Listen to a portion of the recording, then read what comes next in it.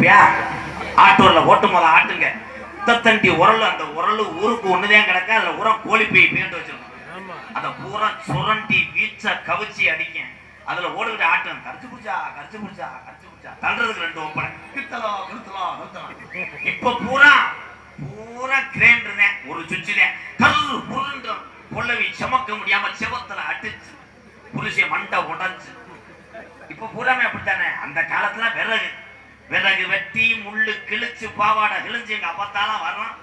எங்க ஐயா அதை பார்த்துக்கிட்டு அதை விட மாட்டாரு, போட்டு பாடா பார்த்தாரு. நீ மூடு எல்லாமே என்ன பிட்டு போடமா. அந்த காலத்துல எங்க ஐயா வந்து என்ன பண்ணாருன்னா, எங்க அப்பத்தா இடுப்புல ஒரு உள்ள வச்சிருக்கு, வயிற்றுல 4 மாசமா இருக்கும். சாட்சி ஏத்துக்கிட்டே இருப்பேன். அது அந்த காலத்து மண்டை பேட்டரி. அதே வேலையா இருப்பாரோ. இப்ப பூரா ஒவ்வொரு உள்ள வரக்குறாங்க மருதமணி மாதிரி இருந்தா பிள்ளைய தூக்கி வர்றாங்க. ஊருக்காரன் பூரா மிரண்டு வர என்ன கீழ் பிள்ளைய கொண்டு வராங்க. குழந்தை பற்பது எப்படி சுகப்பிரசவம். அன்றைய காலத்திலே எல்லாத்துக்கும் சுகப்பிரசவம். பிள்ளை வந்துட்டா எத்தனை பிள்ளை? 2 பிள்ளை 3 வரும்னு நினைச்சேன். அந்த காலத்துல பிள்ளைய பூரா வருவாங்க. ஒவ்வொருத்தையும் பார்த்தா தண்டி மடுவோட எப்போ பள்ளிக்கூடம் போயிட்டு வந்து ஆத்தாட்ட பால் குடிக்க வருவேன். ஆத்தாவை கம்மா கரையோட சாச்சிருவேன். அம்மாண்டு முட்டி தண்ணி.